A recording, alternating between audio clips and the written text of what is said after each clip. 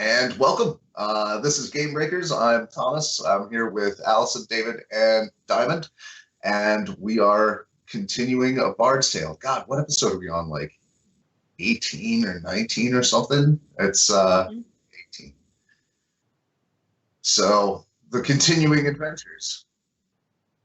I don't know. Who wants to sum up the last session? Who wants to give previously on? Bard, you do it.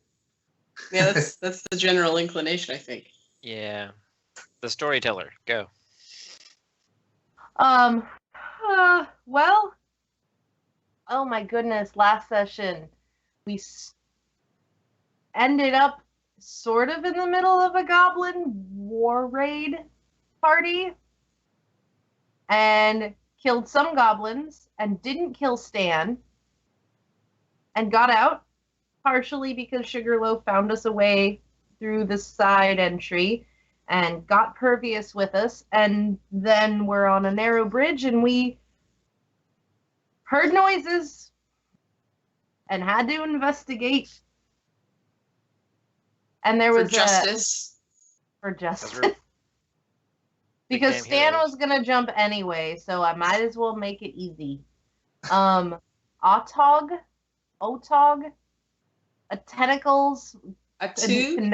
a tube, tentacles connected to a mouth that eats everything, especially things we want gone, being attacked by I said it was an Arcana golem, a golem made of magic and metal and gemstones, and it's very pretty, and it tried to drown Stan, but we killed it,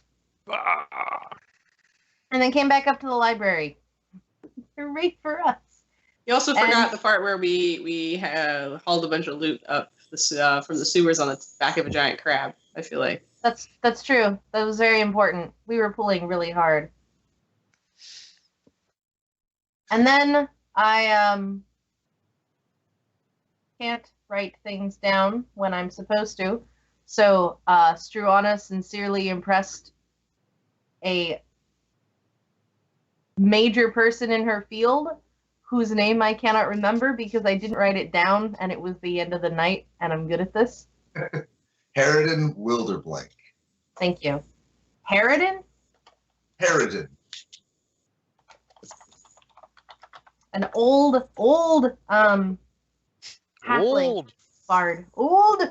It would be like if Diamond the person met Brene Brown. It would be the same, and she was proud of me for what I do. I'd be like, oh my god, thank you so much. I have your action figure. If there was a Brene Brown action figure, I'd probably have it. Have you made sure there isn't? I mean, it's not. She's a You can so. 3D print anything. I would need to make my own. That's not a bad idea. Anyone who's watching this, like, you could plan now. Christmas is coming, inevitably. A Kickstarter is born. You can commission a 3D printer artist to make anything. Yes. That's true. So, you did He's letting us into the library, and we got some history about what we're looking for. This Boronor was a paladin of St. Cuthbert's. At some point, he was imprisoned in a giant crystal, and then he was recovered at great cost by a priest of the god Vecna. Boronor had known the dragon whose name I can't pronounce, Forenaweaver. Flumion Weir. I'm like a Terry Pratchett character at this point. Because what Diamond said was silly. They're all made up. He was disgusted at what happened. At some point, he made an oath. When death cannot stay, my mandate this city has been judged. Were the words that you had said, or it sounded like you'd said. Anyway, it brought him back from the dead because the city isn't clean and good and things like that. Boring. And we're probably going to end up heading toward Martar's Bulwark, which is at the edge of, like, what our main map is. We're also really tired and haven't slept, and we're going to return bits of a golem to the what's his name? The guy who lost his golem.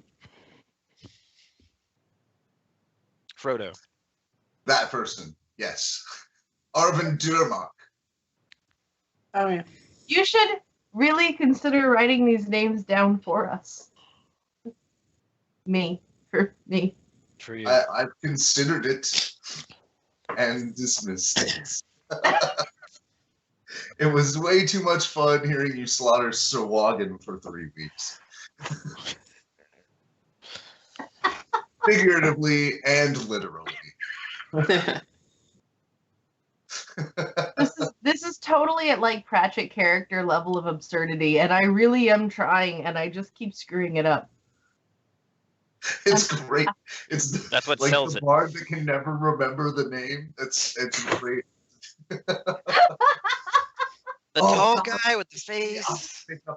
That's close enough for the epic. It's fine. Names get changed all the time in stories. What do you want? Right? The Gnomish city, the Gnomish home city in my world is called Mount. What did you just say? Because instead of writing down the thing when they were introduced, the cartographer was like, no. What did you just say? And that's now the name on the map, on the maps, for the human maps. No, I'm not writing that. I heard kangaroo actually means I can't understand you. Captain Cook said, "What's one of those things?" And the native said, "I can't understand you." He goes, "Oh," and it was kangaroo. Linguistics. Hmm. So from there you have you still haven't rested. We're at about 1 a.m. between 1 and 2 a.m. in the evening. We left when you were in the Mage's Lounge, but your key had just been reconfigured in order to give you access to some new parts of the area. Harridan is still with you. We need to return these. So I'm assuming we're borrowing Sugarfoot's bag of holding because that's the only way we have all of these parts. He's also still with you. Oh, is he? Yeah. They let him in here? Yeah. Okay. He's got renown. Do we want to return these right now, or do we want to sleep and... I think realistically, Yeah. if we don't return them right now, I'm going to just keep them, so we should return them right now. Okay. Okay. Hopefully someone's there to receive them at this late hour. Yeah. So you use the key, and it takes you to think a large academic reception area. It's long with many pillars, and there are a series of busts lining the walls on red, black, and white pedestals at kind of staggered intervals. There are some students lounging about, and when I say students, they're not all young. This is a higher learning academy. Various conversations about that's really an academic fallacy. Blah blah blah blah. Arcane debates. Just like rolling my eyes. Oh my god, they're arguing semantics at 1 a.m. I don't miss this. Right. The more than Oh. set of them are intoxicated, drunkenly debating the finer points of evocation. Yeah. There is an information desk, and there are like clearly marked signs, and behind the desk there are some banks of doors. Man, a 24-hour library? That's pretty great. I agree with that statement. that serves wine. We need a Kickstarter for that.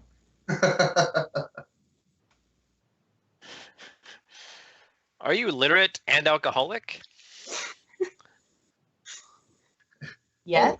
Bizarre. Have we got a business venture for you? Yes. So, Dan, do you know where this guy might be? Are the doors marked with anything? They are. It's academic offices, laboratories, student dorms, kind of a directory based on which door you want to go in and out. And there's a lot of traffic in some sections. Probably laboratory, right? Would think. The young human at the help desk is like, well, who are you looking for? I might be able to help. As you're sort of like puzzledly looking at. Like the classic sign of needing help. But just like find like this guy, the guy who made this mark, this one. Master Dormark. Can I see your Did you papers? say? See, you put on an accent. Did you say Dormar or Dormark? Dormark. By the way, Thomas, as soon as she starts talking to this guy, I'm holding out my papers.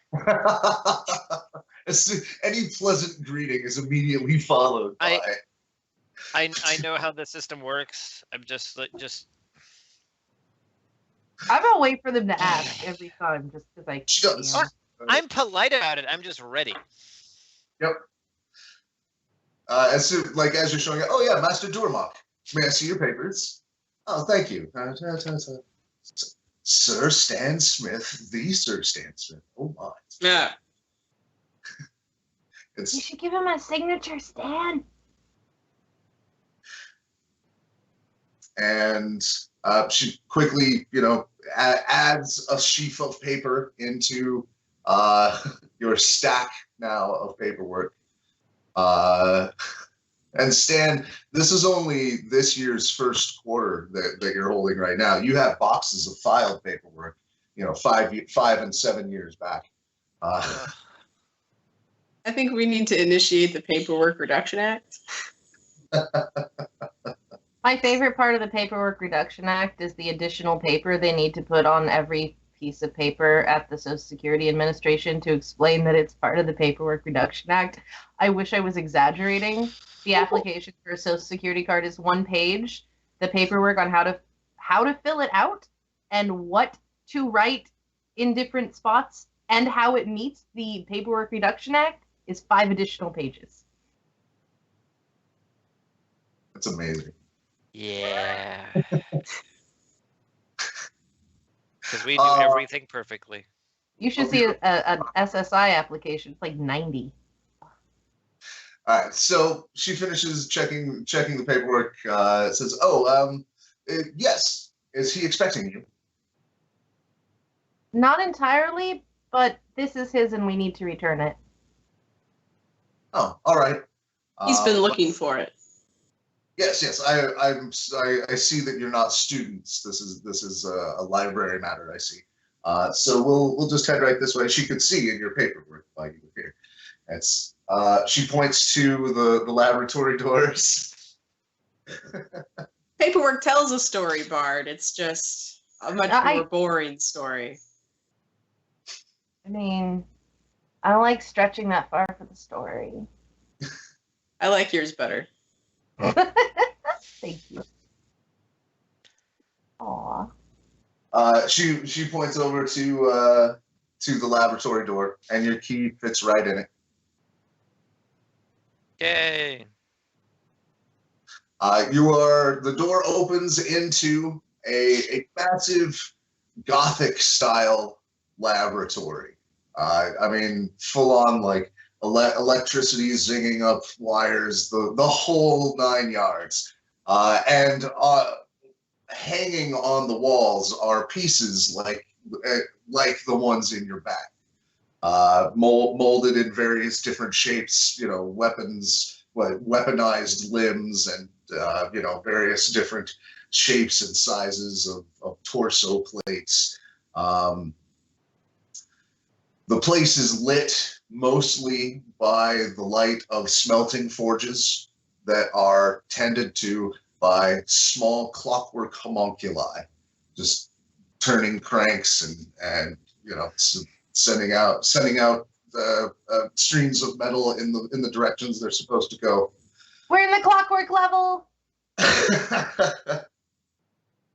And you see in one corner of the workshop there's a curtained off space, and you can hear prayer coming from that corner. There's no other living souls in the place.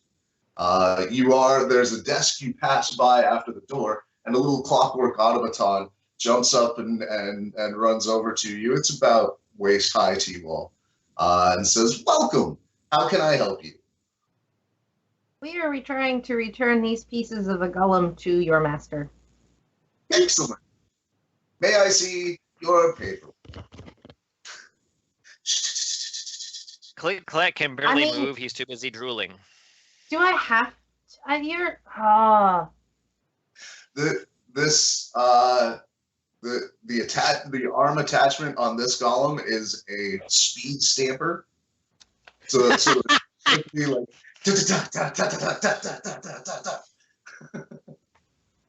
the interaction takes mere seconds. Thank you. Right. May I ask specifically the item to be returned? But when he does that, I turn to the two of you and go, Hello? Efficiency. Sorry, I thought I heard a knock.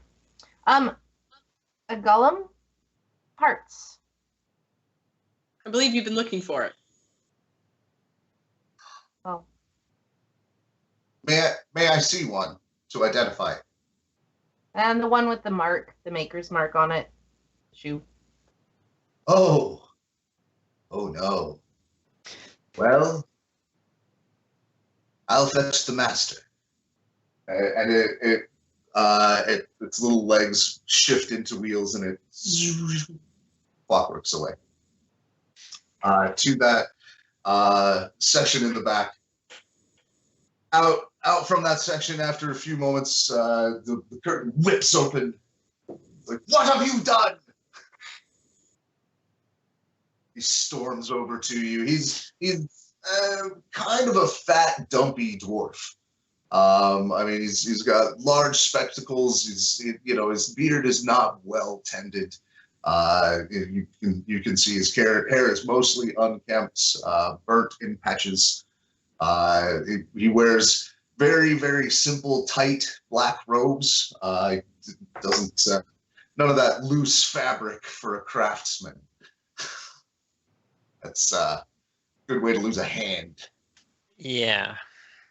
Or in everything. And everything. He comes up. Do you still have the one piece out? Probably. He just grabs it from you. What did you do to this? How did you lose it? Who's asking? He looks at the little machine by his side, and it gives like a rapid fire exchange in axiomatic. I'm sure nobody speaks that. Okay. Yet. You skipped the introductions. David's just drooling. This is great. Yeah. Well, CliqClaq is just drooling. CliqClaq is just in a puddle. Just. It is the language of metaplanar creatures of law. Okay. Is it Obvious. That's practically an Argo then. Yeah. So, he's like, oh.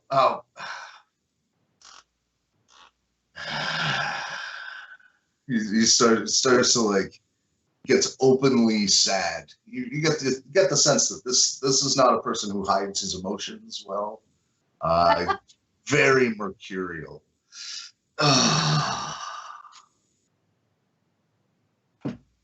How much of it did you recover?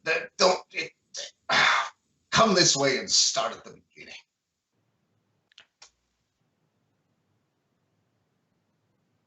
I'll follow. Bard. He heads I over really to need French. like I keep considering rolling a dice just to see how irritated she is. She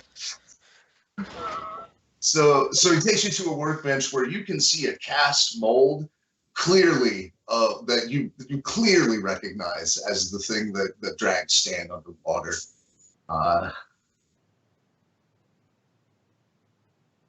A mold. Master Dearmug. My name is Struana. This is Stan Smith, who I'm sure you know. This is CliqClaq, who is in love with your wonderful laboratory. And we recovered all of it that was there when we found it attacking an Otog. And I'm just, like, showing the inside of the bag, I guess?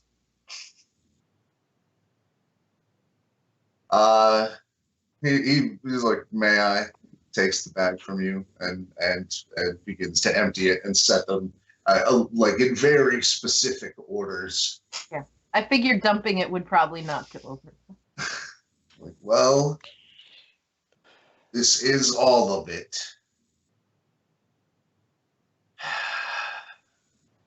The service I listed in the library was for a live capture, though.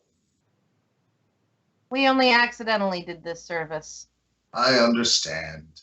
If you had come to me earlier, I'd have given you something to control it.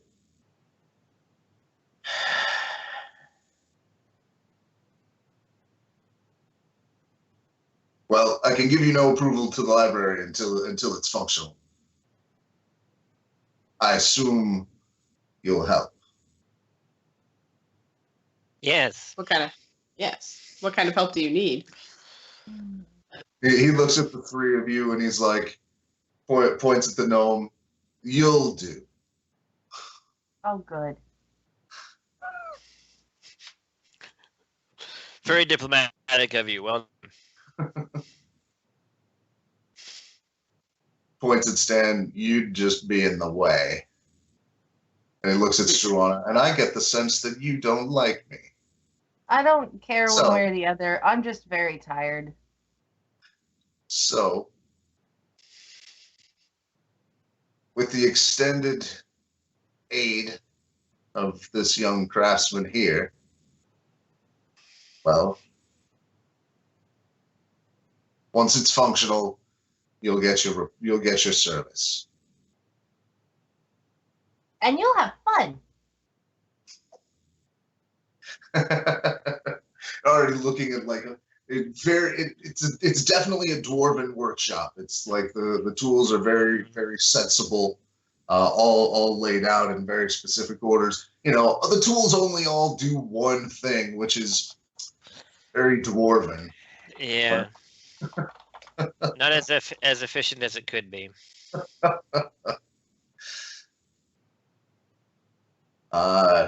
So, well, is there anything else I can help you with? Well, How it did had- you lose it? That's currently being investigated. Well, what do you know? When did you lose it? I know that you are not Mordecai Hoon, and so I'm not going to talk about it with you. Who's Mordecai Hoon? Do I know He's- that name already?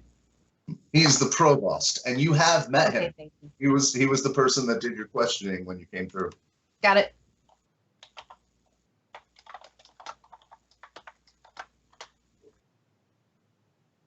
Okay. But I'm happy it's back, and Is this your happy face? thank you. It seems to have broken through a wall in the lower level of the sewers. Did it now? How low? Right down there. Is there a way I can effectively describe that? It was Is it Traps least Below like goblins. 300 That's feet? right up. 435 feet down below exit marker B4, and it was in an Otug entrance level that probably goes down further than that. You know what that means, don't you? Durmok nods. Okay, worth every penny. This guy. It was viciously going after those Otyugs. Oh, it's created to. It's, I mean, not them specifically, but it is intended to destroy aberrant creatures. Hmm. There's an infestation of them that needs dealt with. I've been commissioned to craft the weapon. Now, if there's nothing else, he gestures to the door.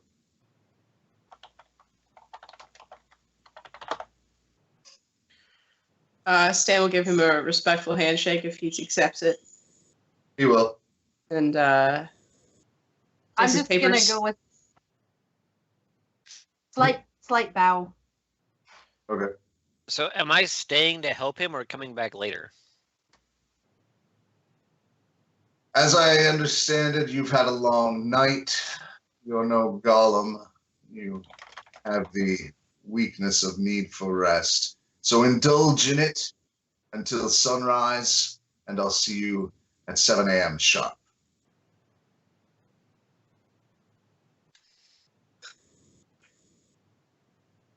Oh, indulge in your weakness of sleep.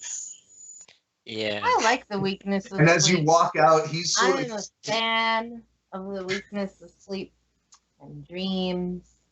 And I'm practically alright now.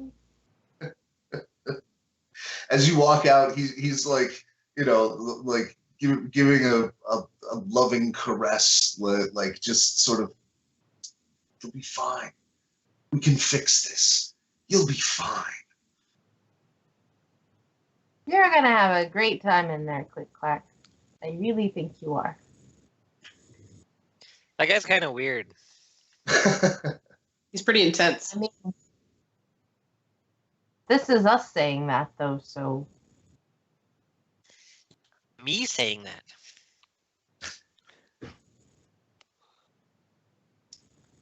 Oh. I'm surprised you Yeah. noticed all that drooling you were doing over his tools in his lab. I was Over listening his very soul. intently. Really?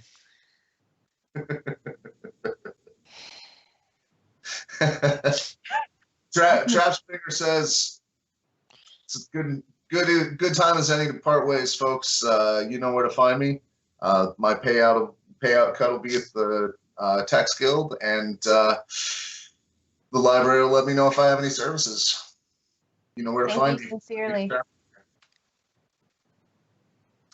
Thank you. And he pulls out his key and goes into the student dorms. I learned a thing. So, I sincerely need this. So, Struana is very, very tired, and I'm just gonna stop play acting being really tired because now it's making me tired. That's very method. That's What? very method. Yeah. So. We haven't. There's got to be an inn or something somewhere we can get a cheap bed somewhere nearby, and I honestly don't recall if we already had somewhere to stay. Hadn't come up yet. Didn't think so. So We never thought to ask. you're right. Normally, What- this is what- something. What district So, are we in? I don't see the map on Roll20. Oh, you're right. I have had it set the title card the whole time. I don't see David in Roll20. Me neither. You are there. Oh, I got signed out. Hang on. You're where? I don't want to have to cross another border just to go back to where I was going to sleep. No, me either. Elder Mr. Wilderblank. Could I visit with you tomorrow? Well, you could stay the night. Is there a place to... I don't know what that face means, Thomas. I'm very confused and your face is tiny. You just got hit on by an old man. Oh, this is not my day job though. Dang it! I don't want to like. While I acknowledge that is the case, I would really like to sleep. Is there an inn nearby you would recommend? Or does the library have beds for rent? Either. The lounge has accommodations for overnights. Okay. I think I will just stay there. Shall I call on you tomorrow, or will you find me? Oh, I'll find you at the lounge. I'll send a message to Abris, and he'll make sure you get where you need to go. Thank you, sir. Like, wobbly bow. When the magic people are almost out of spells, I assume it's like being out of spoons and you're just done. Like, Right. I thought that was just I thought you just made up a greeting. Wobbly bow. So, do you all sleep in the same place? He can also give you a recommendation for a range of bars or of taverns that often have late night rooms. Well, I need a drink before I go to bed. So where's the nearest tavern? Literally right outside the door of the library.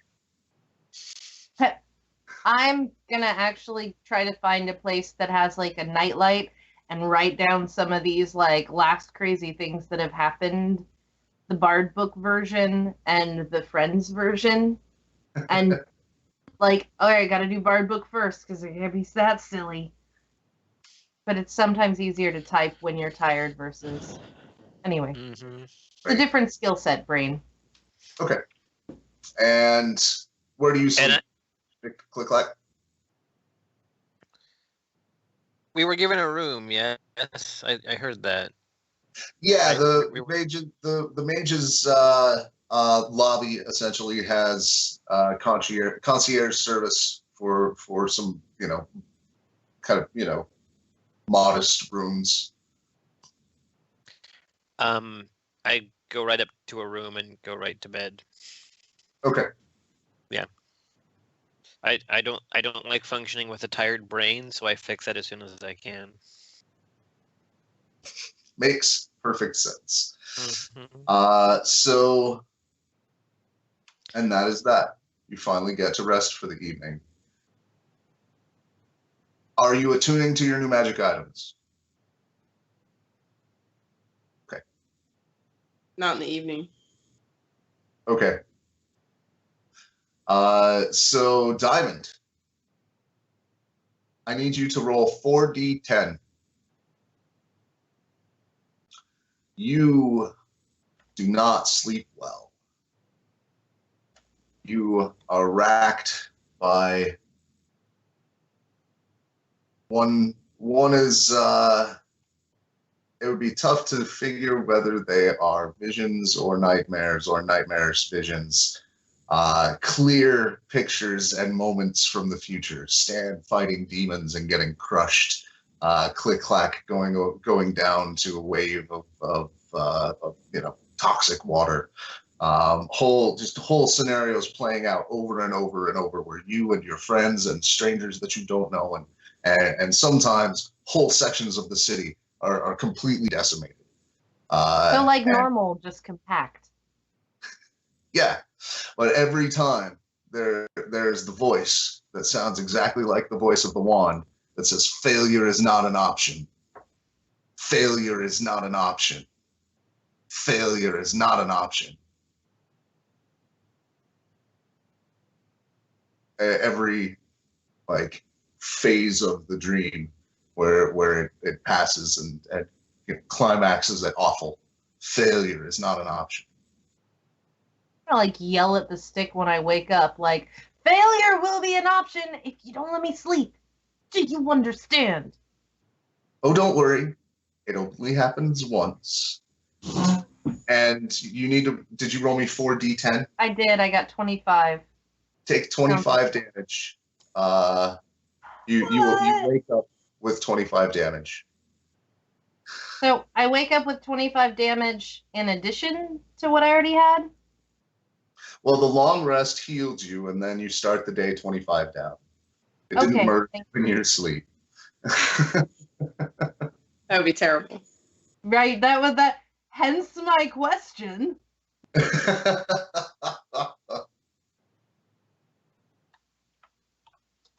I actually start lower than I was, so that's fun. You also become aware that the wand has more capabilities than just detect magic. You have the option to choose one first and one second level spell, and the wand has 3 charges to be split between them. In addition to detect magic? Yes. Anyone first? Any. Doesn't have to be on your list. I'm going to have to spend a little time with that, not right this second, to actually... Yep. Okay. You're just becoming aware of it. And the wand is happy to like, well, you have some freedom here. If you have any suggestions, I've been used many times to fulfill many destinies, and I am very wise. I'd certainly love to hear some of those stories. When it's time. When it's time. Always time for a story. Do you have a name? Right time. I am the finger of portent. I would happily listen to your recommendations. Certainly. Well, we'll get to know each other. Now that you've accepted your destiny, I'll find something good for you. And you spend the morning in conversation with the finger. And disagreeing over the nature of destiny, because Struana is not on the. We're born with a destiny, like you. No, you're never born into it, but you find it anyway. More to the point, it often finds you. Then it's not a destiny. Certainly it is. Creation I would of- know. I'm created to find them. If I exist, so must destiny. That's pretty circular. And yet, here I am. I am my own evidence of my own certainty of belief. And you shall be too. Stan. Usually when people say that, it means that they're going to make things happen regardless of what else would happen had they not interfered, which suggests you're going to interfere. Does that mean you're going to interfere? I have no ability to know the future, do I? I simply know when it's there. Well, I am in a library. If you won't tell me stories.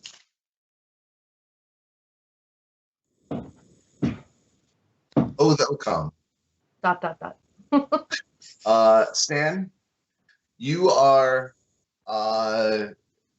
when your eyes pop open that morning to a very small glowing hammer above your bed.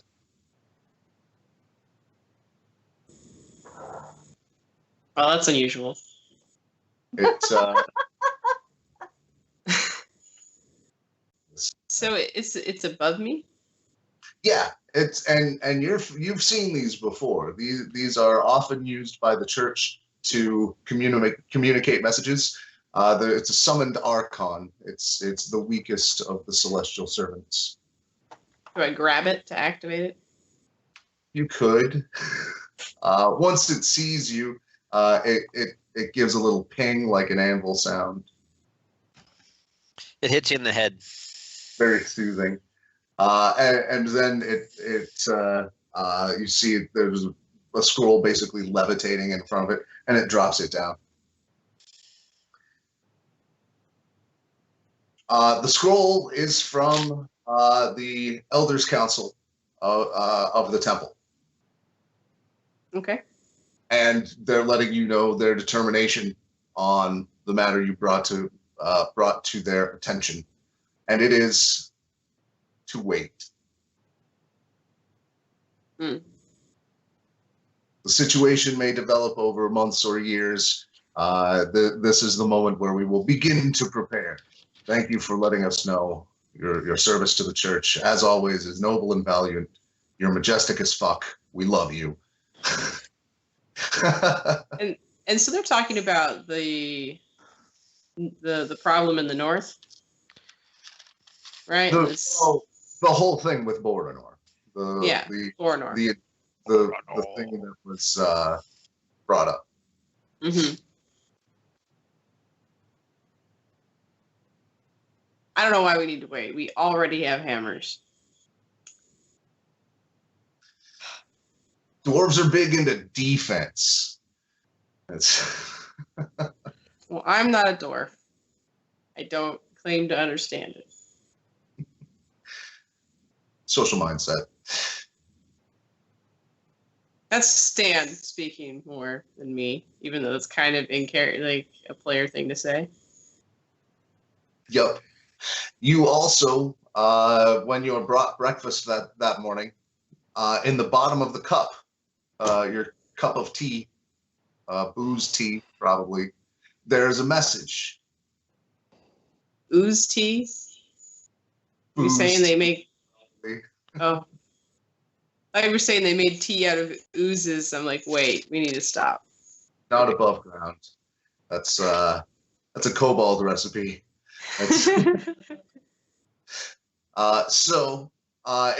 in the bottom of the teacup, you find a written message that is desert adder poison is tasteless,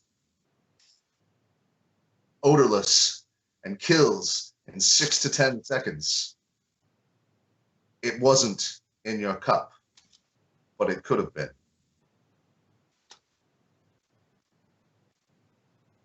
No signature.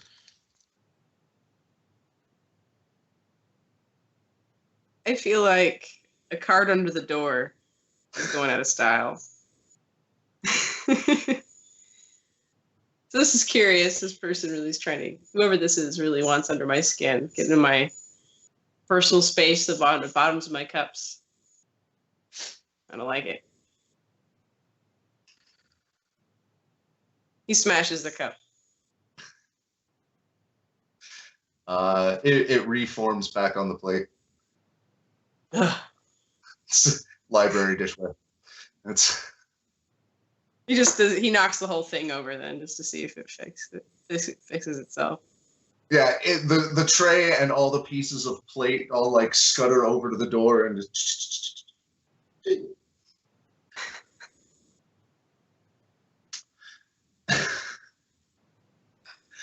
That was so unsatisfying to him. This is not the way I wanted to start my day. Can't even smash a teacup. Bureaucracy and getting fucked with. My favorite way to get up in the morning. Right when I open the door, can I see your papers? You can enter the world.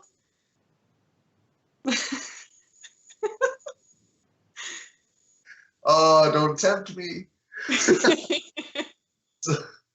So, you guys all wake up in the morning and go off to your various tasks, and we will pause here as we move into that and take a brief break. Thanks for watching GameBreakers. If you like what we do, hit the like button. If you want to see more of it, hit the subscribe button. And if you want to see it get better, hop over to our Patreon, GameBreakers RPGs. We will see you in a moment. Welcome back. All right, so it's morning. Everyone has rested. Struana's dreams have made her brain hurt. Apparently, you guys were staying. You mentioned the tavern, but apparently, you guys were staying at the library anyway, and the universe just forgot by that. I mean, your DM didn't transition the scene, so you guys were sleeping in the inn, or in the mage lobby of the library. And they have, private rooms and things. This is not uncommon. Abris is a pleasant host, offers you a nightcap, and you awake mostly refreshed. Well, 2 out of 3 ain't bad. So let's start with Struana. Where are you heading? We're gonna have at least a few days for events to develop.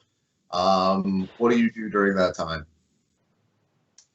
If Paladin hasn't like looked for messages or anything, I sort of there's a groan wake up. We already covered some of the conversation with the shtick. It can call itself the finger of portent. I'm calling it the shtick. Jerk, but it's worth the story. I just feel hung over. It hurts to be me right now. I'm not very happy about it.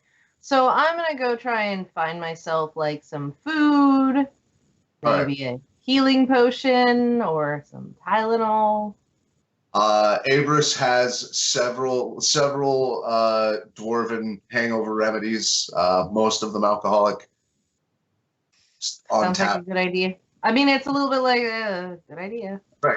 It's my brandy tincture. So there are various brews and things that help you feel better. And Harridan meets you for breakfast of eggs and greasy things. The mashed potatoes. I'm really into the mashed potatoes. Right. Mm-hmm.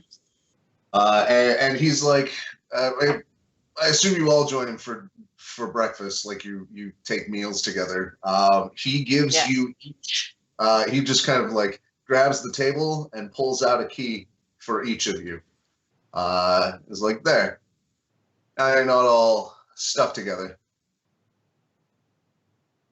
I won't do it the whole time because my face doesn't always do it. But he does have a droopy side of one face, kind of speaks out of one expressive side of his face. Thank you. And yours goes to my office. Directly. You don't have to skip through all the students. Do I have to show you my papers? I already checked. I'm here at the behest of the library. The library has seen your papers. Before I ask other people, I want to roll an Arcana to see if I know anything, if the finger of portent rings any bells to me. History. I like history. I like history a lot. 22? You have indeed heard of the Finger of Portent in several stories about magic users, essentially all in clutch heroic positions, the thrust into world events. There's a lot of common themes, and it is known for appearing in the story when someone is thrust into events that are around them and, has one of those stories coming.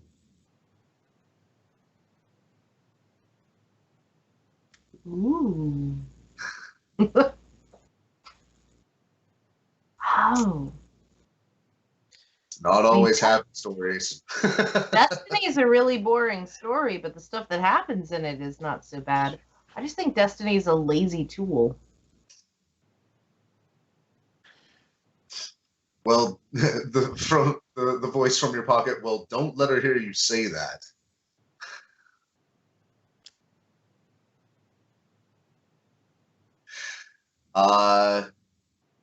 But breakfast with Harridan, He can direct you into certain parts of the city if there's anything you're looking for.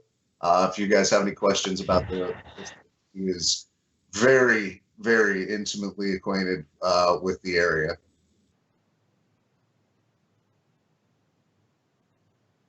I think I definitely want to spend time reading about. There's one thing to have a story told to you, and it's another thing to read it, or to read accounts from that time. It's one thing to hear, the direct accounts, or as direct as you can get, sometimes hold clues that aren't apparent until later in time. That said, I'm interested in engaging with some of the media that may exist around Voronor and Foramvir. Did I get it close? Was I closer that time? Flumianweir or Flumianweir? Flumianvir. How did I even? Oh. You can just say the dragon. Flame on the wing, like it's smog basically. But to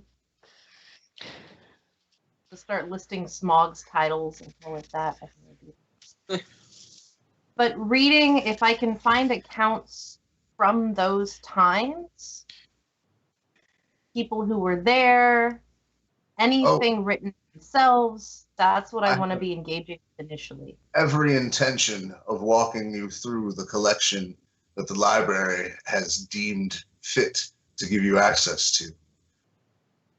Now, as I understand it, once your friend there works through the other half of your debt, you will have overachieved some. But the library likes that. That seems to be the theme of my current story.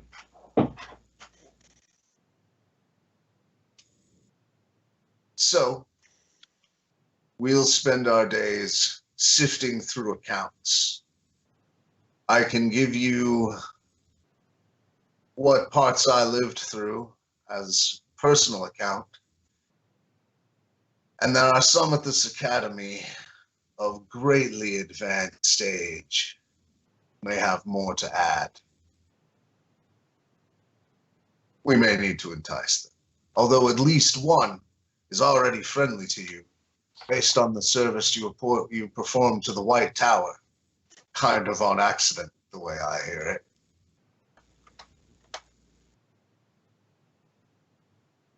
A good deed is a good deed.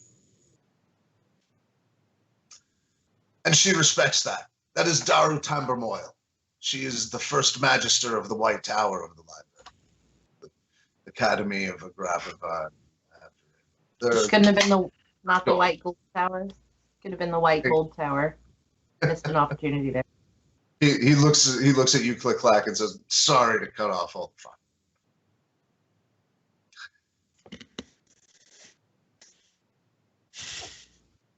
Have the rest of you plans for the next few days as your bard is embraced in research? He wrote, "I intend to build things." All right.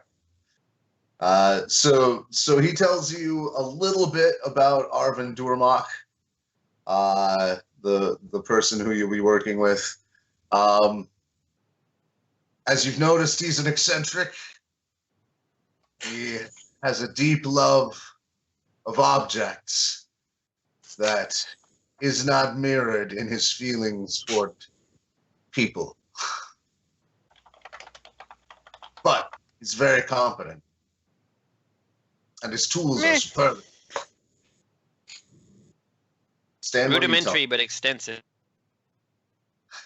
Well, Dwarven.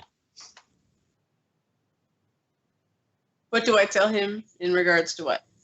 Oh, he just asked if any of you had plans. Oh.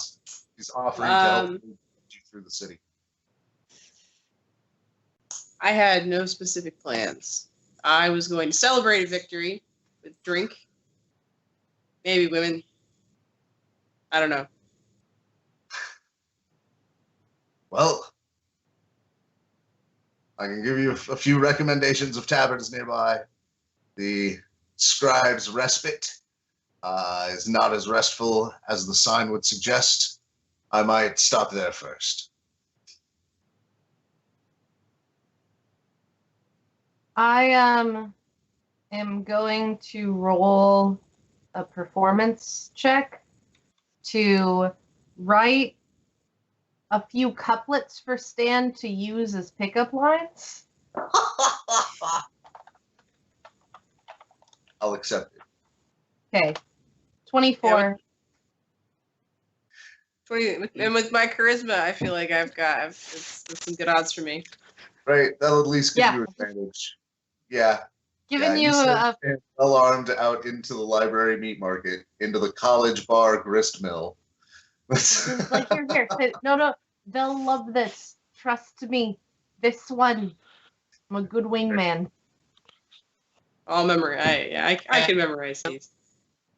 Nerdy girls are hot. It'll work out. Yeah. Oh, every What time you try to terrible talk, pickup it just only instead of terrible pickup lines, they're like bad poetry that teenagers like. It's like Evanescence or some bullshit. I love the idea if it was a terrible role, so they're really confident but awful pickup lines. Maybe next time I'll roll Like, bad, but with I'm a up. plus 10 to performance, it's hard to. Yeah. You should write some though. Let's see how you do, my friend. Girl, did you get hurt? You just fell from heaven? Oh, Girl, it hurt when you crawled your way up from hell. Oh, because she's bad? Wait, I don't know what we're trying to... all right. Well, so bad. losing David's video will muck up our layout just a little bit, but good enough for government work. We'll Can I we'll be fix it. RNA? Because I want to unzip your jeans.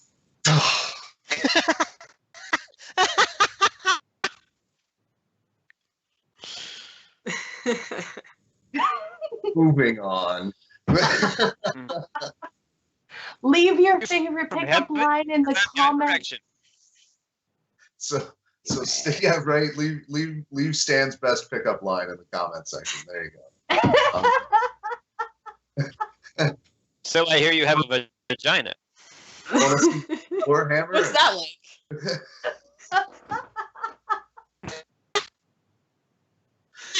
Anyway, Yeah. right. This is great breakfast talk, guys. Catch you through the day. Struana, let's head out.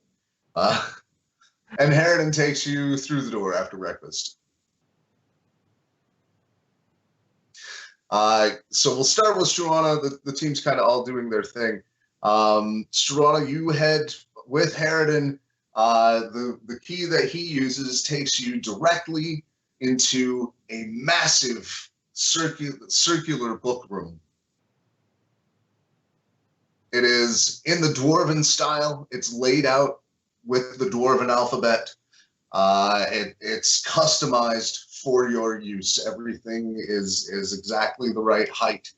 It's specifically tailored for you to be able to easily access any piece of this. And in the center, there's a large research table with essentially an illusion of the whole thing and an index that you can interact with your hands.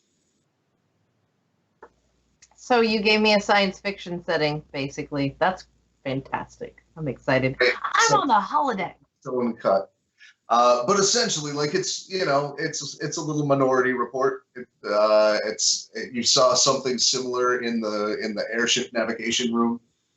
There's a few things that utilize this sort of Card catalogs. and you and Harridan begin to go through things. You uncover some more details about the story with Voronor. And as you're beginning to sort of set up a list of research topics, your research outline, he does tell you, like, I need you to know that there's an important part of this story that I know but can't tell you. Here's why. Once, long time ago, I traded something to a dragon in return for a secret. That secret was mystically sealed from my lips. I couldn't tell you if I wanted to. But you still know it. Yes, I do. I'll help you up to the bounds of my promise. That's all that's all I can guarantee. How important to the, I guess, upcoming story arc is knowing this secret? Like literally, that's me asking him in those words. Right. Bard to bard. Yeah. We're in a narrative here. What do I got? And he says, I would say that finding it out will be an excellent second act twist.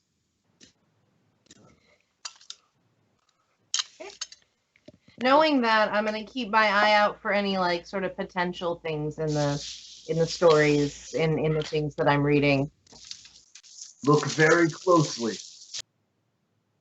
at the dragon that Borinor went for. There's something important there. I hear you. Thank you. I wish I could help more. It seems important. Any help usually is. So, while I'm reading, so I got this wand, and it calls itself the Finger of Portent. What? There we go. Do I didn't even need to look for micro expressions. He just went. That was great. Petunia, you found it. Can I see it? Is your name Petunia? Only if that's Harridan out there. Oh. There's a stick. Oh. It's exactly how I remembered it. I've seen her twice. Never as my own, but pleasant companion. As long as you buy into her stories.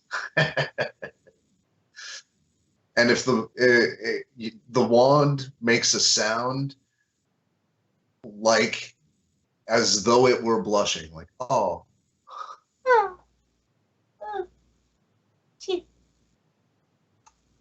Big But blush. don't let her push you around. It's your story. She just lets you know it's there.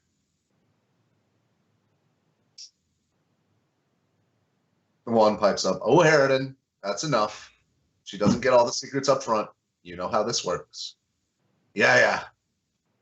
I know. Oh, you guys can keep flirting. I'm reading. Nope. She's not for me. I'm far too old to handle her. Gross. I just get flirted with by old white dudes so many times at work, and it's just like, shut up, I don't care. Oh, he's not white. He carries the native coloring. No, I'm saying that's area. what my Diamonds Day is like. Oh. It's so hearing it, I'm just like, no. We just. My name is Shut not down. Gorgeous. My name is Shut Diamond, and you can refer to me as Diamond, or you can go away. Well, this, on the So- other hand, is coming from the equivalent of Ernest Heming. Yeah. That's So, well, Ernest Hemingway after am I Way European or American in this Yeah. story? Because that becomes an important question. Way after, far past where he lived in. But that is his reputation and his writing style is very factual, kind of like bullet point reporting style, and he leaned right into that through most of his years. His last set of memoirs were a little more in the halfling tradition of narrative, kind of a wander. But So I suppose Yep. that Struana is like flattered, but not like necessarily interested. But like, there's this thing where you're interested in flirting, but not necessarily interested in pursuing. And realistically, is probably flirting back. I just am sleepy. I don't know. well, I'll tell you right now, he has Struana read. Like Yeah. his inside check versus her deception, no contest. Uh, Yeah. So he banters back and forth, and it's generally a pleasant research session with kind of a dirty old man. Okay. And He's seen he'll probably adventures. play into that and engage with it some, just not there's engaging at a level and then there's growing it, and she's not interested in doing that because really Right. I'm still hungover, essentially. Like, I don't want to. Well, and this will be over the course of days, and this is his general demeanor. But Okay. you generally go through and spend most of your days there. Is there anything else you do over the course of the next, say, week or so? There is some shopping I will want to do, so I'm just going to state that now, and we can figure out some of the specifics after I figured out some of the specifics. Right. And Harridan will be happy to take you or any of you, escort you to the various shops, get to the right vendor. I think she'll probably be interested. So I'm going to want to write a little to my friends. Okay. And maybe read on what they've been doing as well. Even if that's only going to be text, because who knows, maybe they're doing things that intersect with the storyline. Well, maybe we'll open up a patron slot and somebody can be the other end of those stories for you. Meanwhile, CliqClaq.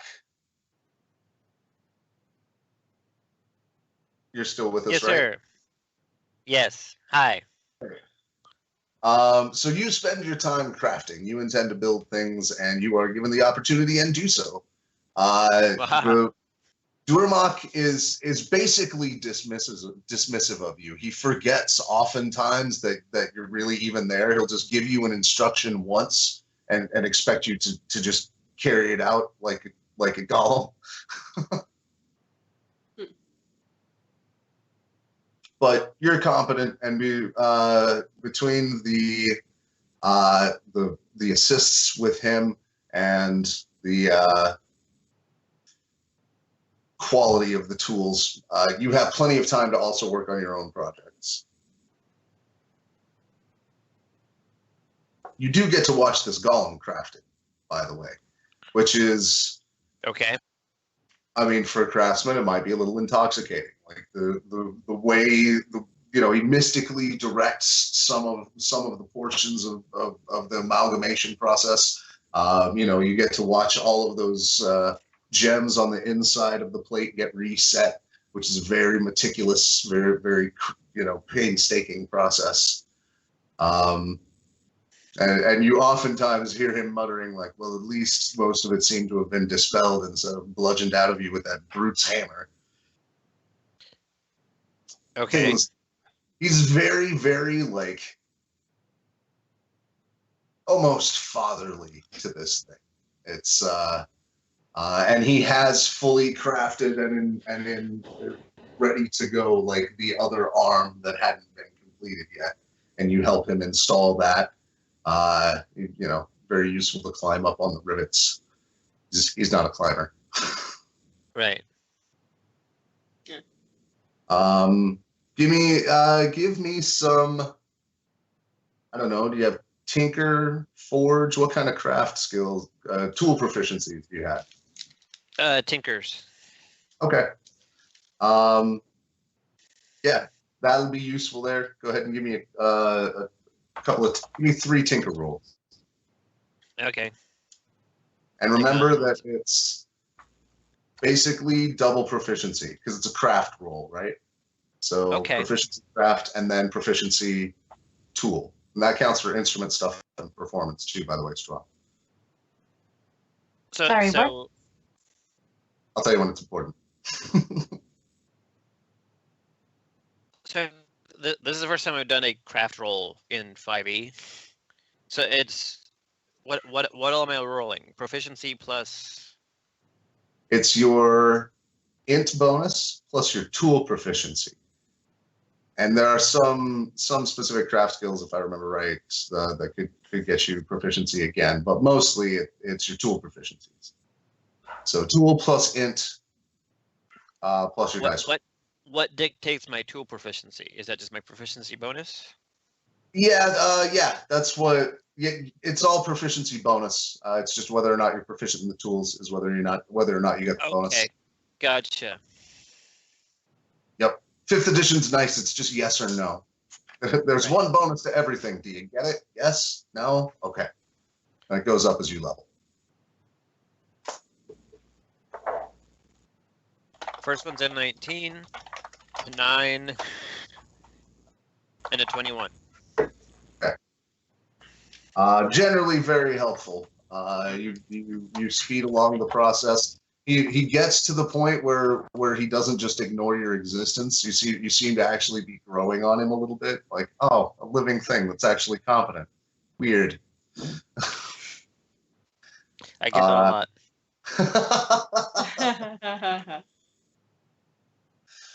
So that's the next few days for you. Okay. And you guys have the opportunity to take meals together. You get evenings together. You know, it's fairly restful as far as adventuring goes. The library montage. Dun, dun, dun, dun. So Stan, you go out celebrating. Yeah? Yes. All right. I'm not going to start drinking immediately in the day. I mean, it's still morning, but like in the afternoon, definitely. All right. Just out of curiosity, what do you wear out and about? So what are you wearing, Stan? I have traveler's clothes that I wear. Okay. So, fairly light stuff. It's sort of warm temperatures, isn't it? Yeah, it's Mediterranean. Generally warm, so it's probably fairly light, cottony fabrics. It's perfectly legal for you to have your sword and shield on you. You're a paladin. No one can separate you from your weapons, or hammer and shield. Sorry, I forgot who you were for a second. Yeah, I'll at least for the time being in traveler's clothes. I might put my armor on later to go show off, but I've been wearing it for a long time in the sewers. Actually, that's something else I'm going to do today. After eating and before partying, I will spend some time cleaning my armor. Okay. I'll go back. I'll take it back to the Temple of Moradin to do that. Oh, so you're going to head back to the city? Oh, right. I don't know where else I do it. Unless I could go back to the Dwarven district. But which you could. I could go anywhere. Woo! Right, there are transit systems. Stan just goes to Vegas. There's one of those. Yeah. Yeah. Temple of Moradin. I'll head that direction. On public transit, is that the Eagles?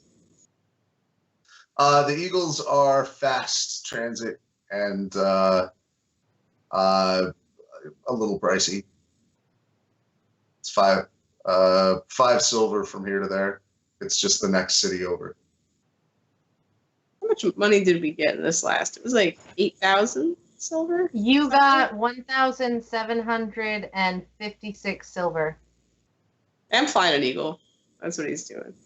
I I know I wrote that down, but I'm gonna write it down again.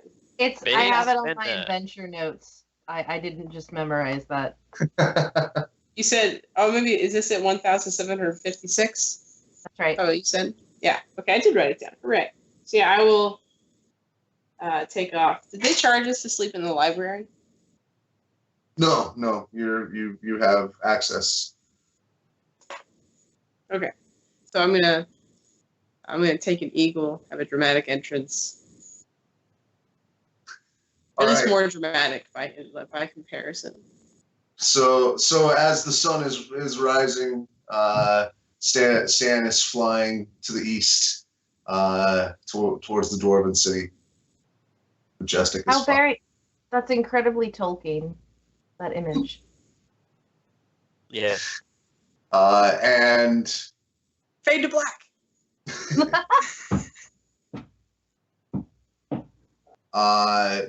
you find upon landing,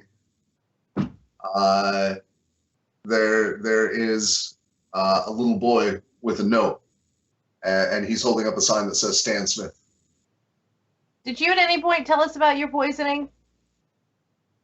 Not poisoning? No, Okay. I didn't yet. Okay. I just threw a tea tray like an adult. What I would do. What I would do. I will walk up to the young man. How old is this kid? Like 5, 10?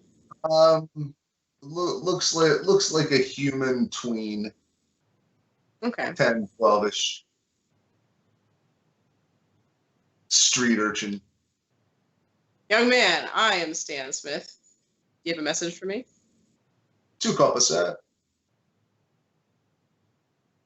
What? 2 copper. I'll give him 5 copper. And Thank you, Sir Smith. Can I have your autograph?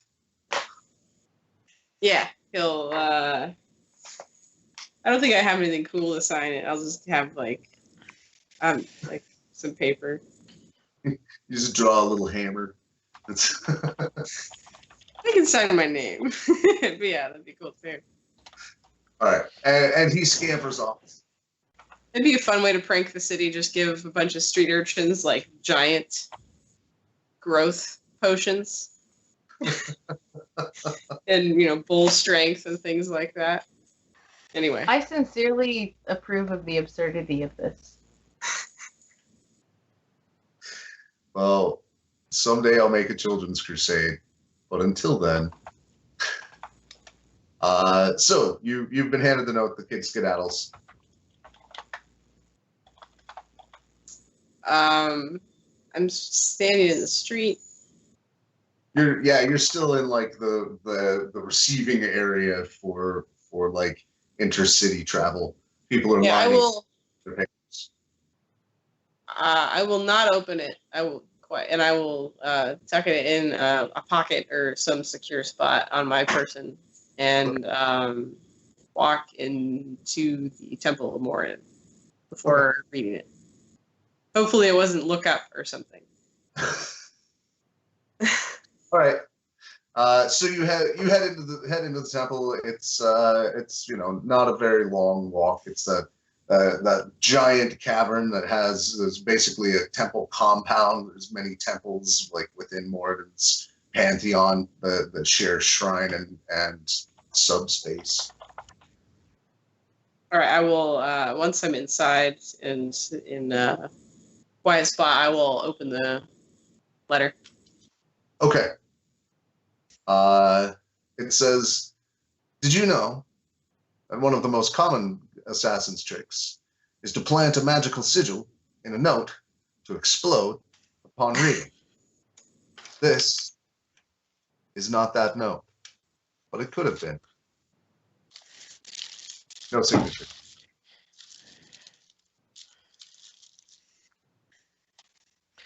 My theory is this person doesn't actually know how to do any of this stuff. It's literally just all talk. Stan's got a creepy fan. This could be an actual literal troll.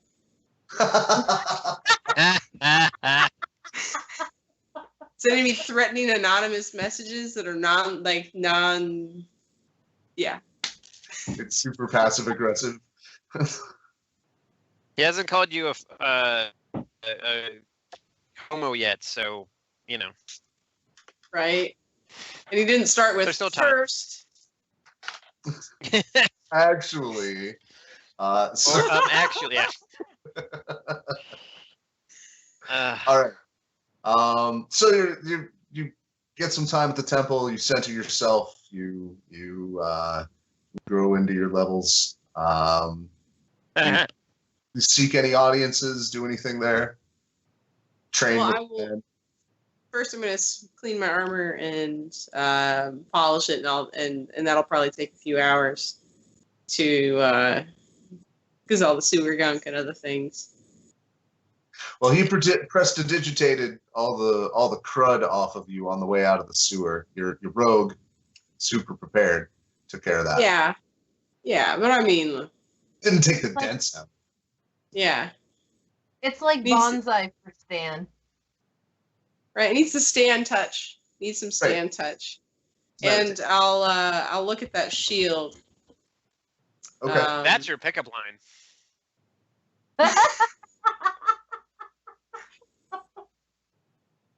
I'll put that on the list. Hastily needs scrawled this? underneath the bard's couplets. You look like you need the stand touch. You look dirty. Got any armor I can buff for you? If you do it right. So, the shield that you got from the Oshute during the time that you're cleaning it, if you would like to attune to it, you may. Is he gonna start talking to me? No. Yeah, Does it chat? I'll attune to it. Okay. It is a dancing shield. It will shield. It's like having a third hand that's also holding a shield. It will jump out and provide its AC bonus independent of being held. So I don't have to hold it, is what you're saying. Yes.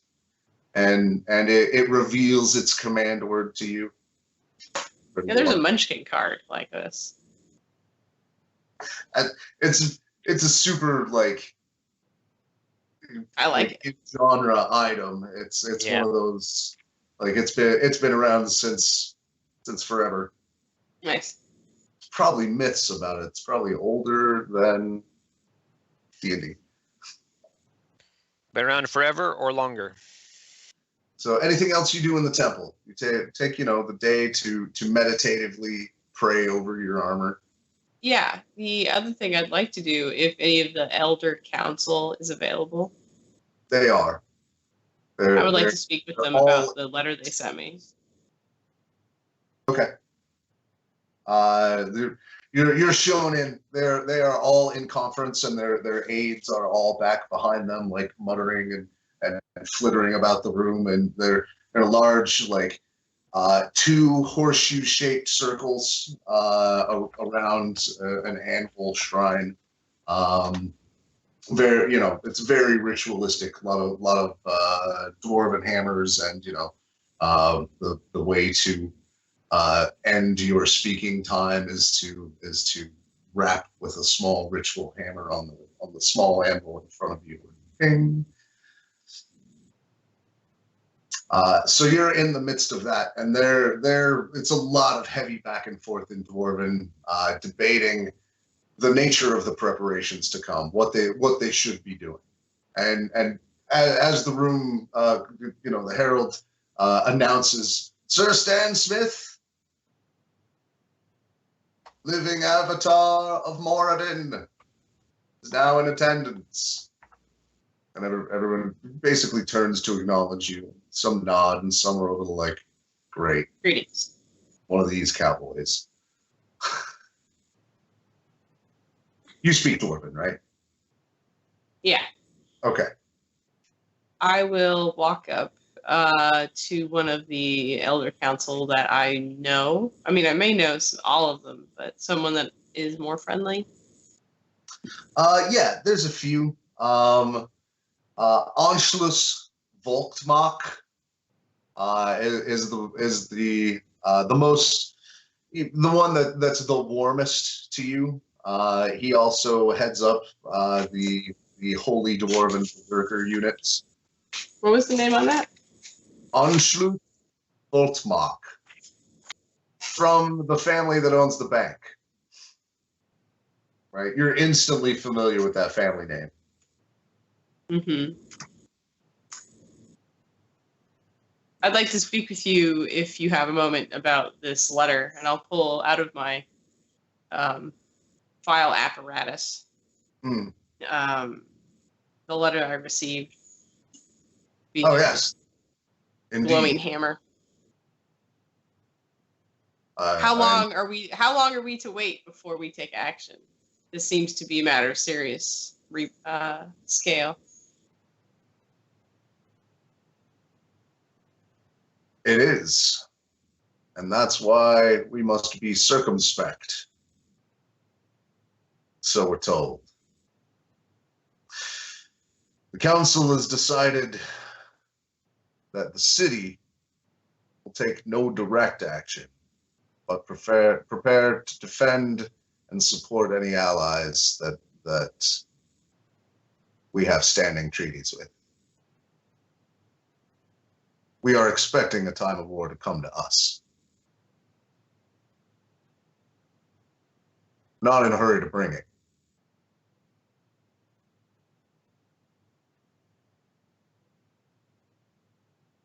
We just know where he is. I think we should consider other actions as well.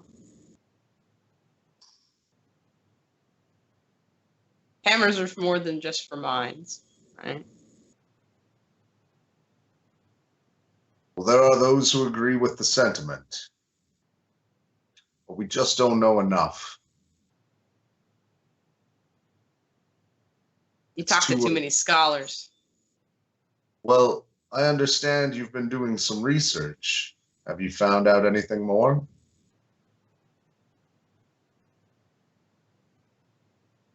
We do know that he has essentially made an oath to just see the ruin of the city and to cleanse it, and that death wouldn't stop him. That is known. So that, you're gonna have to defend yourself forever under those kinds of odds and circumstances. Even better to root out the problem. Even if the rest of the city falls, the dwarven doors will hold if they are sealed, and we can live indefinitely down in the mountain.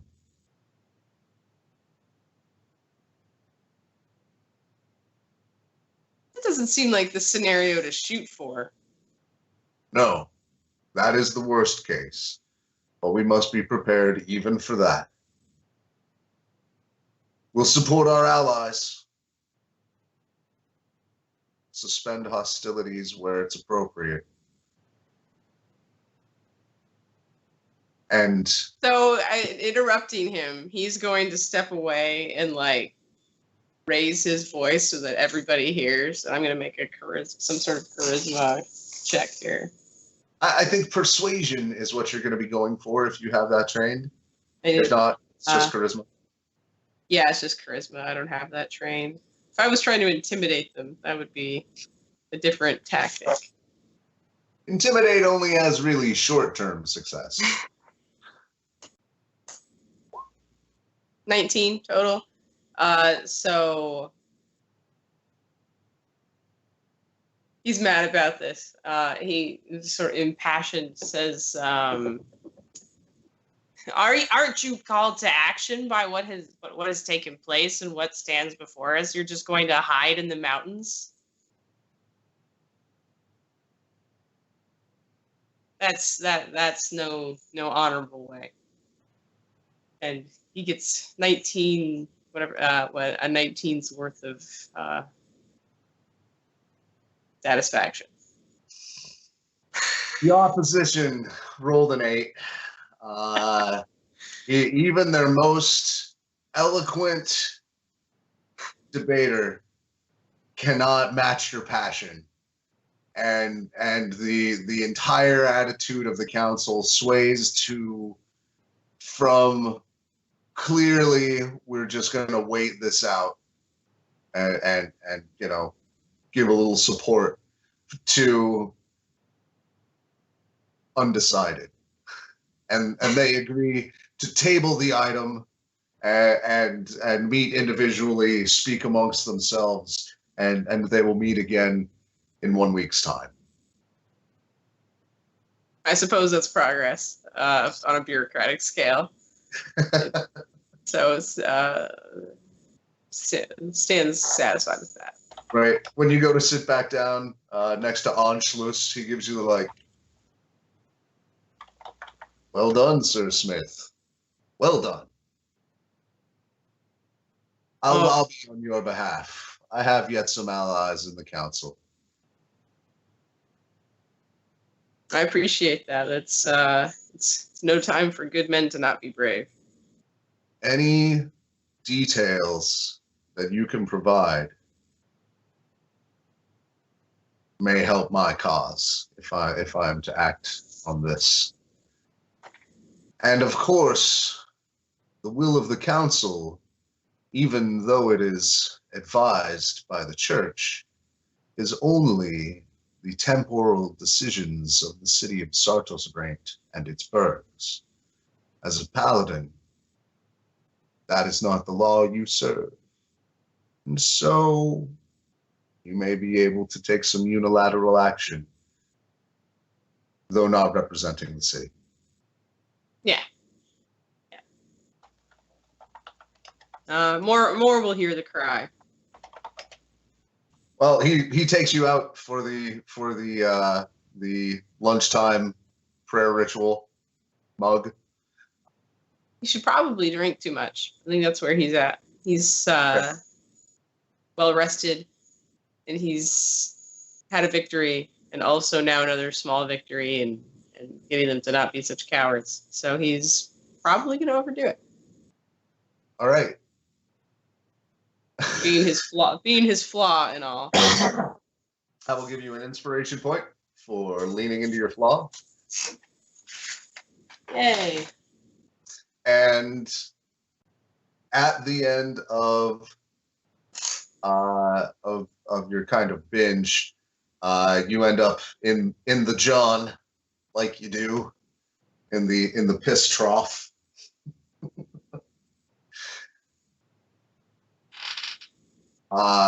And from behind you, well, give me a perception test.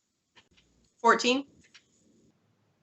From behind you, and sticks into the wall a dagger, a small throwing dagger, and there's a note pinned to it.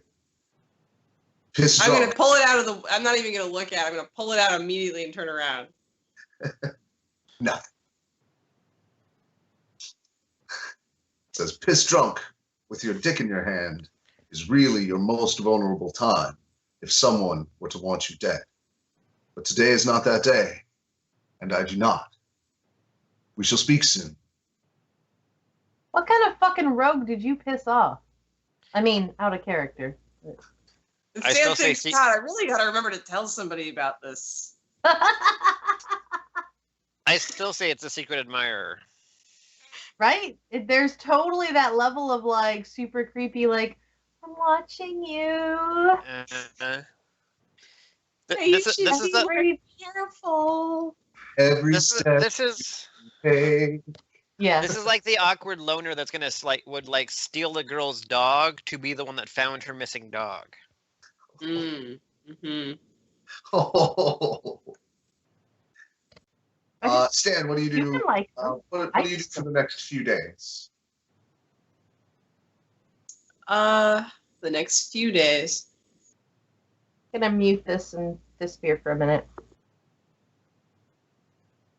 For the next few days, Stan will,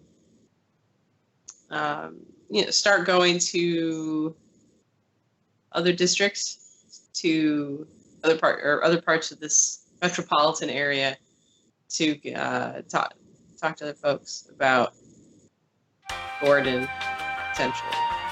Okay. The Scourge to the north. About Boronor, you mean? Orinor? Isn't that what I said? No, you said Moradin, which was your god. Sorry. Oh, sorry. I thought. Yeah, my bad. Thought you were just doing missionary work. Where are you headed first? So the district that my temple's in, is that the orange one? That is the light blue one to the east. Okay. In the mountains. Right. Library district is here. Hmm. The bastion here is the essentially run by the guard, and the oubliette, Cuthbert's oubliette there is basically Supermax prison. And you did hear that there was some connection with the guards and Cuthbert's order. And so the bastion is where the guards and them are. Yeah, it's their base of operations. Base of operations. Yeah, I'll go there. I will go there, and I'd like to try and find some folks to talk with about tipping the conversation in support of that, in support of doing something more proactive. All right. Supporting an expedition, maybe we can get men. We could go just fucking raid this place with dudes, thousands of dudes. That'd be great. We have thousands of dudes. You are headed there via that Eagle? How are you getting there? Otherwise, it's a ferry. There is a ferry to that section, and actually, there's a bridge here that for some reason didn't make it into the map. So there is actually a bridge directly there. There's a road from Sarto's Ranch straight to the bastion. I'll call my steed. Okay. And cross the bridge and into the bastion. Okay. Favors, please. Low Stan. Guy on the other side. See you there, Stan. And across the bridge, there pulls up to you another rider. Just matching your pace. Hello there. Sue Smith. You know who I am? I don't know if I can't say I have the pleasure of your name. It doesn't exist anymore. And that should tell you enough. Yes? It is that kind of day. It is that kind of day. I'm sorry if I've startled you in any way. This is a perfectly bland-looking human. Just all of the most common native features. No, just, a 5 o'clock shadow, medium height, medium build. No real defining features. He's like if you look at the amalgam of the last 5 or the last 50 most prettiest men in the world, they all just look really boring. Yeah. Does that make sense? It's a lot like that. So yeah, he's basically just as average as could be, unusually so even.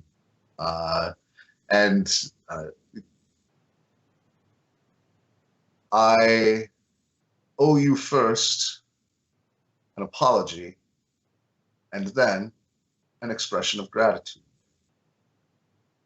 On behalf of the benevolent order of filial affairs, the creature that you encountered in the swamp is a blasphemy to us and a bane upon creation.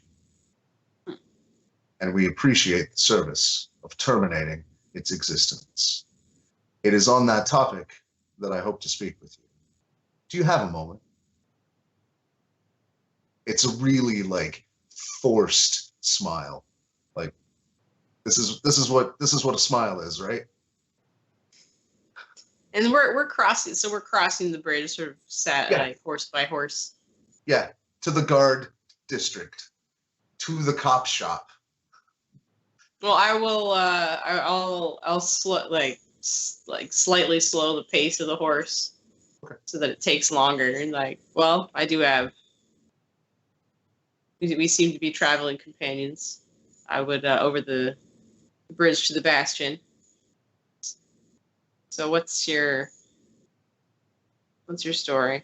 What are you looking for? Well, I would like to know what you know about that creature you slew in the swamp. I can tell you some small amount about it. But I have to know what you know first, if you don't mind. I mean, context, right? It's so important in these matters. So the creature in the swamp, was that the with the pirate? Yeah, that was the thing that was taking delivery of the bone. Mm-hmm. That Yes. You speak with dead.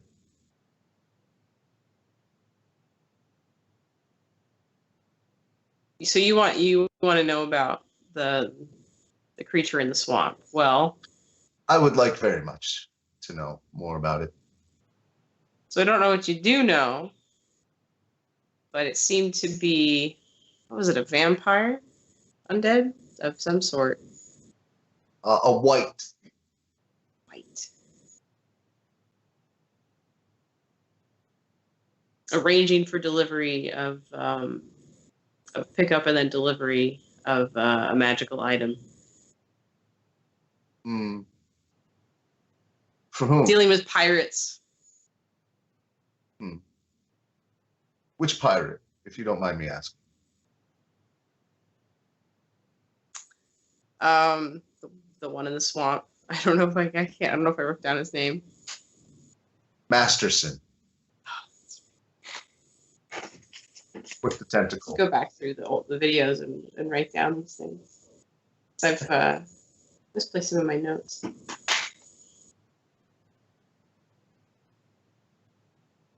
Captain Masterson. Thank you. For whom? What did it want with this item? To take it somewhere else. He wasn't the final destination. Fair. Do you know who was? Well, perhaps. Give me a deception check.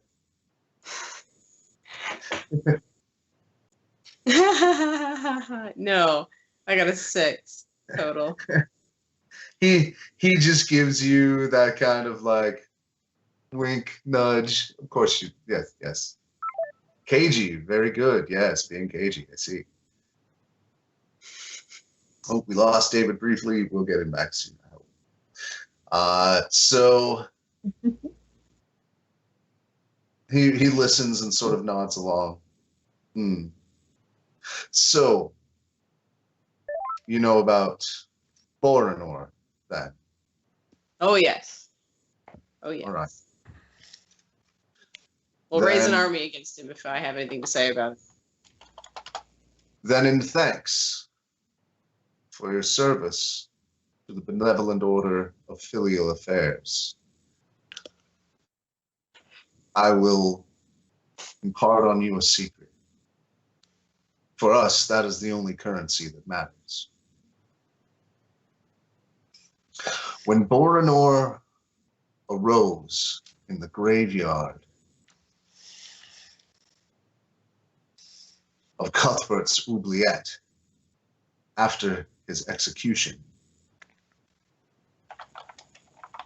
he sieged and conquered a large portion of the prison from which he made his base of operations. And in the prison at that time were some of my brothers, or they were once. Some were in the graveyard. Some were in the cells. But the lost Brotherhood of 13 was taken by Borinor from our order and serve him. We have given mercy to 4. And you have rid the world of a 5th. For that, we are in your debt.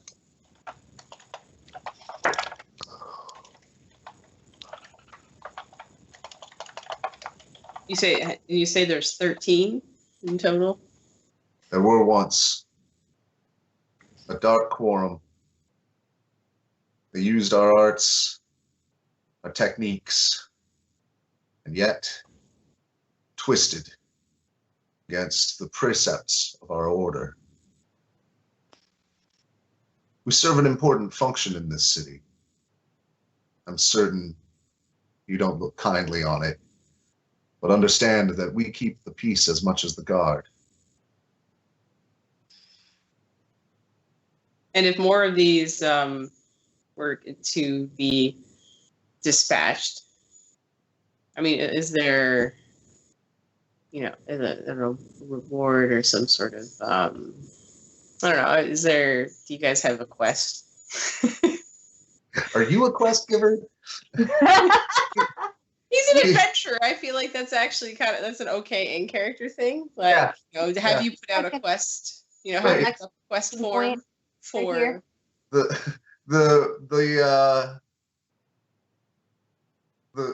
the man kind of like gives a little bemused grin. He's like, "Why, Sir Smith, Paladin of Moradin, you offering to provide contracted services with the benevolent order of filial affairs? Because I would draw up that contract personally. But for now, it is enough that you know they exist and that you should be prepared. Should you know that you will face one and need our aid," he pulls out a single copper piece, and it's got a little tarnished X on it. "Snap this coin. We will know. That should be the only reason that we are called. I hope you understand the nature of that arrangement." Yes. Good. Well, this has been a much more amicable ride than I had expected to have. Thank you, Sir Smith. I appreciate your candor. And as you're getting up to the next checkpoint, like kind of coming around to the arc of the bridge, he just flicker flash and is gone off the horse. That sort of like wanders off to the side of the bridge. You see as it turns that there is an unconscious rider hanging off to one side of it. It does not seem that this was his horse. And in response to him, his thank you, I would have just briefly said, "Thanks for not killing me." You had to know that it was not our intent. So often these interactions go poorly. And he gives you that wooden, like, "this is how a smile goes, right?" smile. And that is where we will take a break. Thanks for watching. If you like what you see, hit the like button. If you want to see more, hit subscribe. If you want to help it get better, go to Patreon and help us out. All the links are in what I believe is officially called the doobly-doo below. Welcome back. This is the final installment of this episode of GameBreakers. We are continuing a Bard's Tale. And the group has all done a little bit of research, spent some time rest and relaxation and recuperation. And Stan was just getting to the Bastion. What would you like to do there? I would like to meet with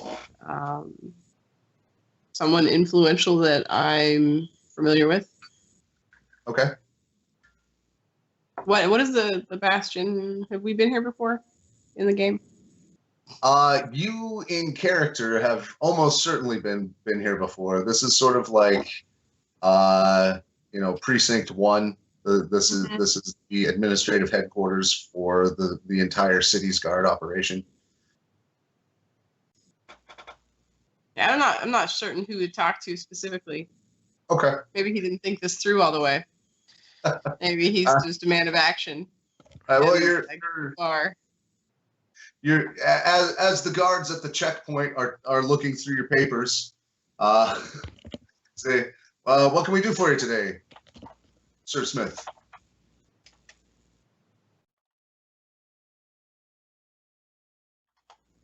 I need the city guard to know that there's a threat to the city.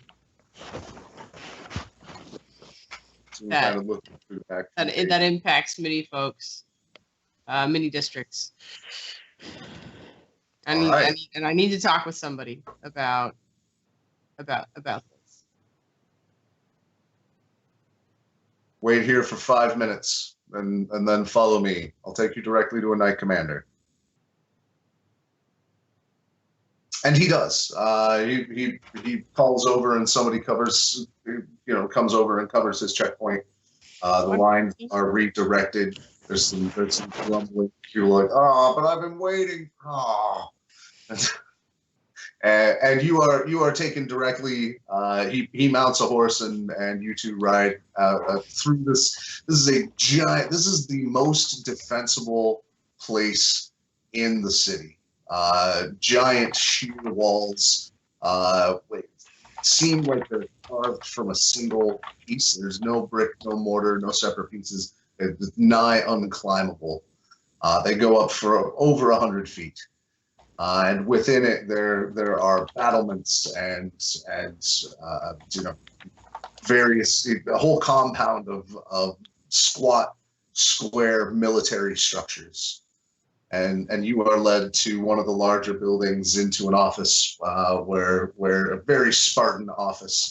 There's several weapons on the wall, certificates of merit, large unadorned stone desk with a lot of paperwork on it, and a man standing behind it, human fellow, burly, kind of older, veteran-looking, scars in interesting places. I wanted to point out, by the way, that I am wearing my armor. Okay. I had not mentioned that. I had changed that in my traveler's clothes. All right. They're fully geared up. Stan Smith, we've met. He gives you a big Dwarven style handshake. Have a seat. What can I do for you? He gives the salute, and the other guy is clearly dismissed. And he leans in close. Are you familiar with the name Voronor? I am. It is a name that is not lightly uttered within these walls. Well, I don't come here on light business. He's in the north, planning the destruction of the city. Just one moment. And he goes to the door of his office and goes to his secretary and says, "Clear out my day." And he closes the door. Tell me everything. So he'll recount the story from when he joined it, and okay. And would you like me to summarize it again? I feel like I've done it a couple of times, so I don't know. No, it's okay. We'll point the audience toward the other videos, but you you give him the story in the bullet point form. Yeah. And the dwarves, whom I love dearly, but they're indecisive and leaning towards just barricading and defending, which isn't a long-term strategy that I'm comfortable with. I think that more direct action needs to be taken, given that this creature has risen from the dead to enact some perceived vengeance. Well, I tend to agree with you. Definitely bring this Fist to on the desk. I don't know what sort of action you can expect yet. I'll talk with the dwarves, I would say. I don't. They're indecisive, but could lean towards more coordinated efforts. Given what we're up against, I think we're gonna need to come together for effective solutions. Or maybe my hammer's just the solution. You know, we'll find out. Well, this is dire news. I appreciate you bringing it to me.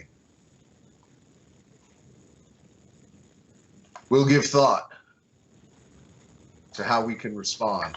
What do you propose?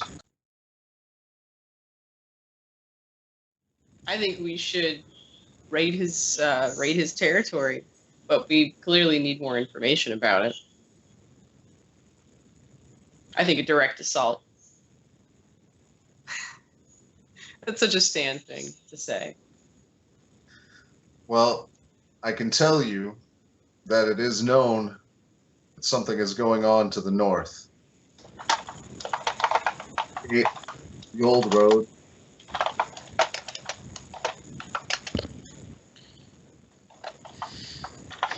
Goes up the river has been set by refugees coming in to the Freeman's District. We've heard stories of undead rising in the area, small villages being beset by some sort of cult. It's not directly in our jurisdiction, but we've had to deal with some of the fallout from it. Indeed. There could be an argument for us to allocate some resources to eradicate this. Maybe we could sponsor an expedition if you're interested in leading it. Absolutely. If there is a need for a leader, I am to help with that. I would consider it an honor. Well, with your commitment on the matter, that will help sway minds.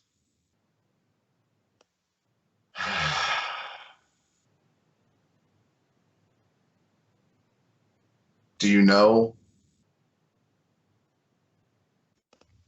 about his connection with the Bastion? I don't think so. He was Paladin of Cuthbert, whom the Order serves. Oh. We worked in deep support of him, and during one phase of his revolution, or his rebellion, depending on how you read the story, a large portion of the Bastion was brought under his sway.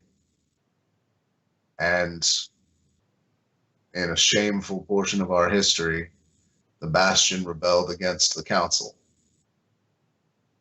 So we're sensitive about it. But it's the right thing to do, and Cuthbert's cudgel demands action. So we'll stand behind you once you find out what it is you decide to do. We can marshal forces and resources.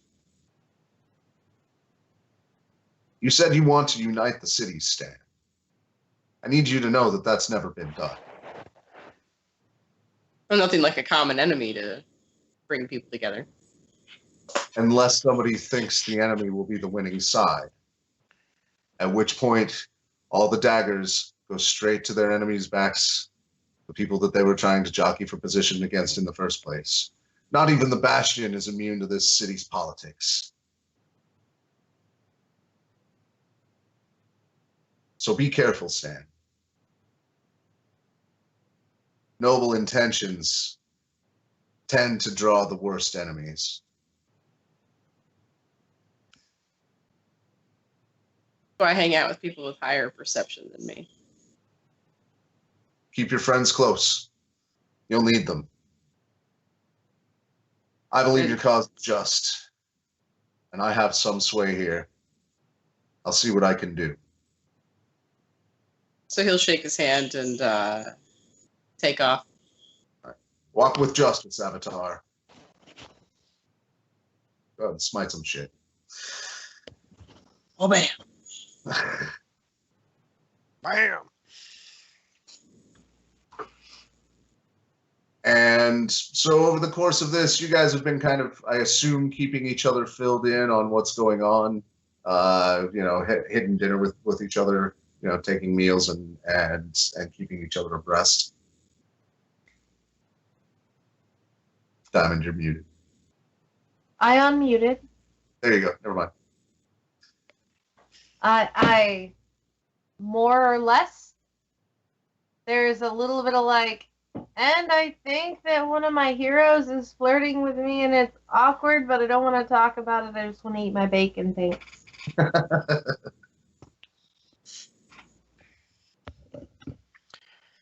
Feelings? What? CliqClaq But has CliqClaq has brought an item to the table, and he's still building something while he eats. I totally want to engage the two of you over a meal about what you think of stories.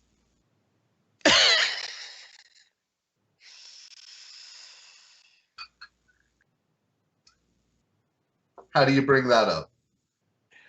So, what are your favorite stories? It's got to have a good hero. Yeah? What makes a good hero?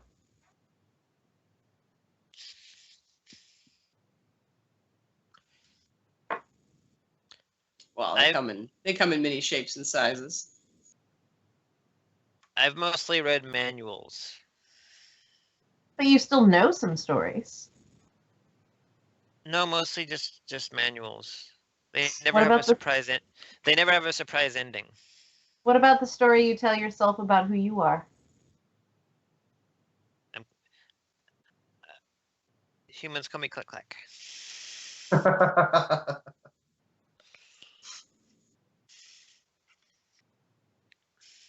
CliqClaq. Sounds to me, Dorf, like you need another ale.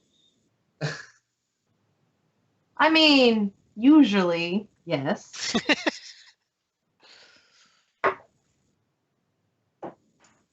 Have you considered the possibility that we may be in a story? Not in some, like, somebody's writing it sense, but someone will write it. Oh, yes. Well, yeah. So Kind of already been happening. What kind of character do you want to be?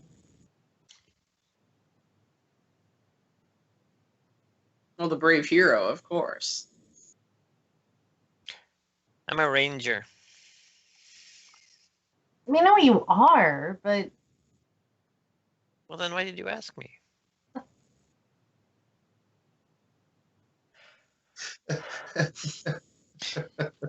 Oh, CliqClaq. CliqClaq pulls out his papers and hands them to you.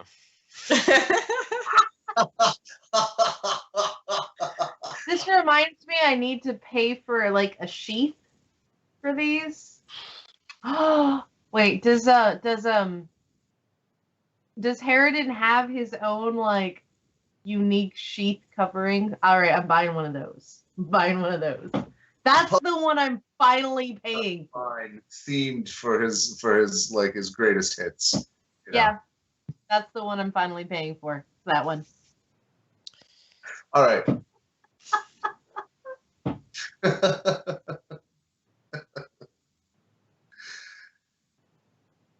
Harridan. All right. You guys also have the option to do some shopping. Harridan will take you to a few places. Assuming you're having some magic work done. I've got a couple of interesting ideas. Just a little work done. Just a little.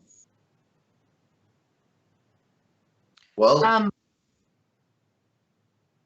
you're already acquainted with Durmach.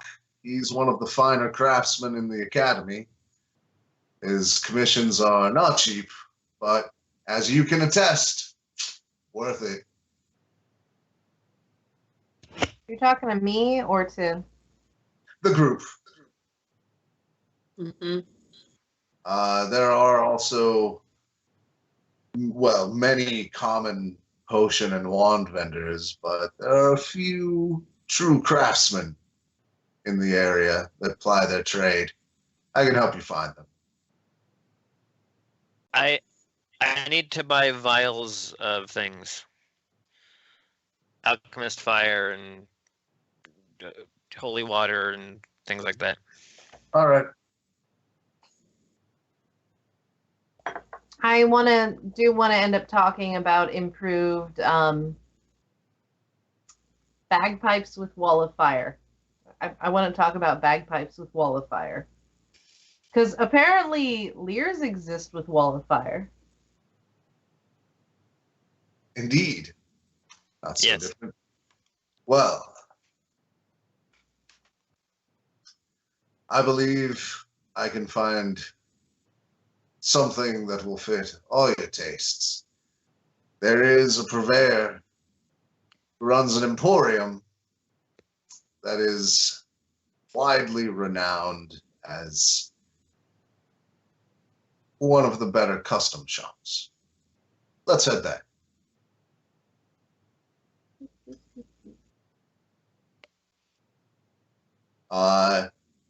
You head into a shop. The sign on the front said "The Giant's Bag," and it's a bag held upside down with various shiny baubles falling out of it. So inside there are various clerks and things that Harridan just breezes right past. He's like, yeah, I'm here for the boss. And comes in and working at a forge. Looks like he's setting up some materials. It's not heated yet. He's in a preparation phase. There is it looks like a minotaur. In fact, the closer you get, the more you realize that those horns are not a helmet. It is definitely a minotaur. Definitely. He turns around, Harridan! Scoops him up in a big hug, and the halfling's like, gentle, I'm old. So sets him down gently. What can I get for you? He introduces you. Says these folks have important business, and I wouldn't have them outfitted by anyone but the finest. Of course, I came to you. This is Hezra.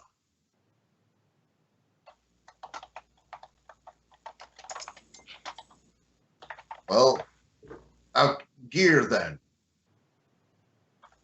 I see you all have a type. He looks at the crab, kind of like cocks his head. So custom gear then. Lovelace waves at him. Lovelace is pretty useful. Like, respect. Crab respect. Well, happy to lend my services to any friend of Harridan's. At a reasonable discount. He's not that good a friend. The Minotaur, as you see his face, he's got a bushy goatee, reminiscent of a big dwarven beard, that goes up all the way up to the horns. Just a massive creature. He's not quite large size category, but he wears it like he is.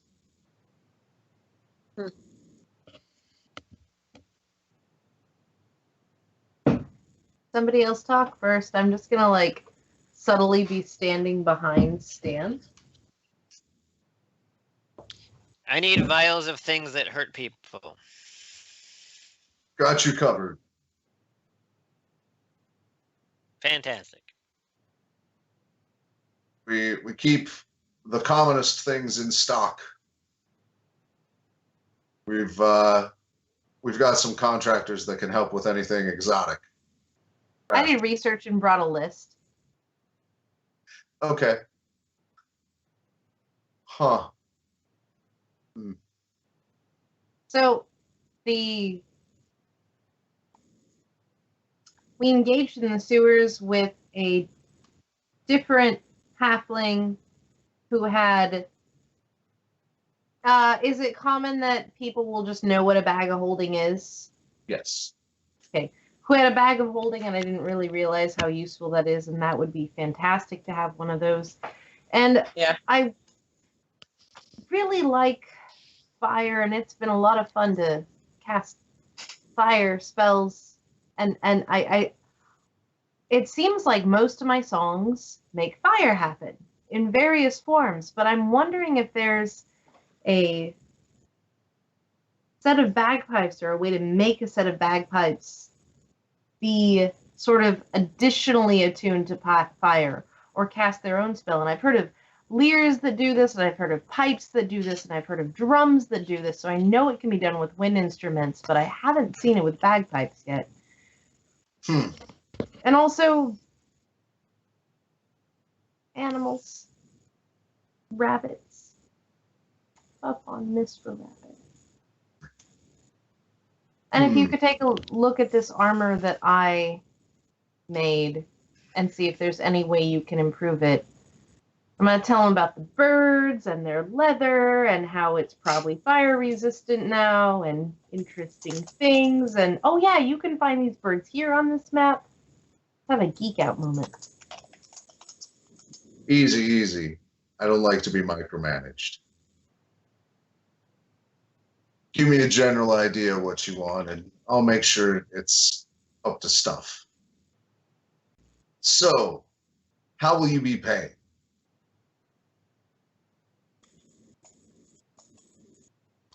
I mean, if you'll take stories, but Nope. realistically, Minotaurs Sure. aren't much on humor, are they?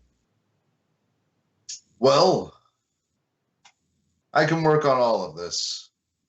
Most of them will be a flat 300. Rest, anything custom's going to run you 8.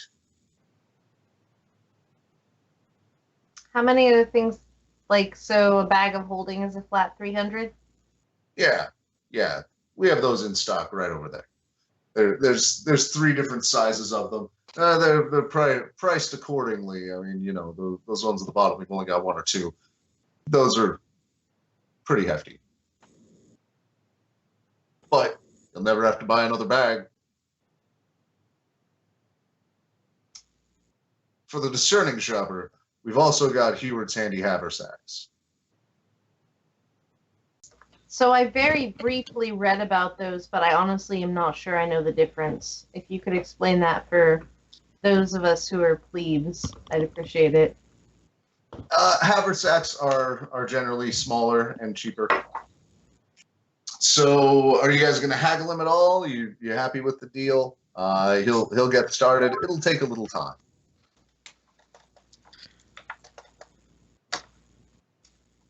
I think I probably should haggle him at all, but I honestly, like, I'm really crappy at haggling in real life, so I'm not actually sure how to roleplay haggling. It would be a persuasion roll. Like, that's...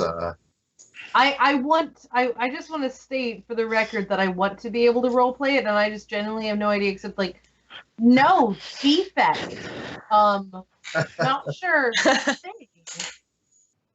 Right? Not raised in a haggling culture.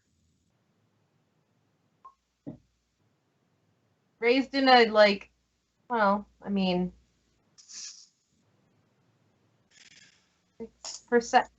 I'm sorry. You said persuasion, right? Yes. Thank you. Ah.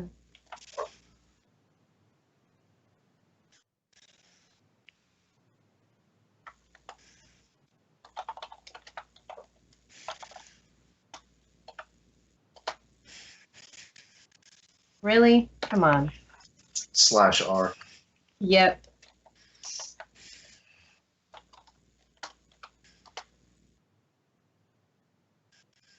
Welb. He is clearly a cagey merchant. It's very, very hard to get him down. You do get the concession he gives you is that he'll let you sit and watch it done and give any creative tips or fitting things, and he makes that sound like it's a big deal. You think that's a really good, like, yay. Hey, so watch it happen. Full tourist effect, but the price stands firm. Okay, so 8 for customs. All right, and we'll get the. Oh, go ahead. It's just that Diamond wants rabbits more than magical bagpipes. Well, we will figure out the specifics of what you guys haggle for. As far as custom gear, there's a few things that will available. We'll have that all figured out by next week, because it is just about midnight, and we've been going for a good long time. So I think this is a great spot to break, as you guys plan ahead for the future, get some new gear, and figure out how this is going to work out. Stan's been meanwhile- moving over their rings.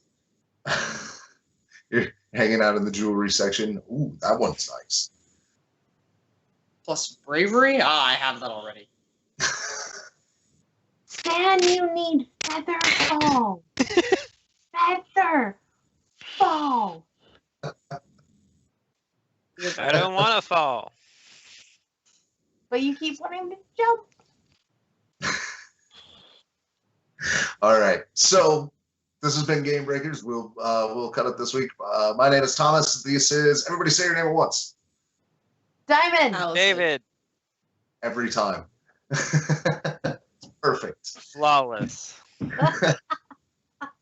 All right, so thank you everybody for watching. If you like what we do, hit like. If you want to see more, hit subscribe. And if you want it to get better, hop over to our Patreon. The link's in the doobly. From all of us here, have a good game.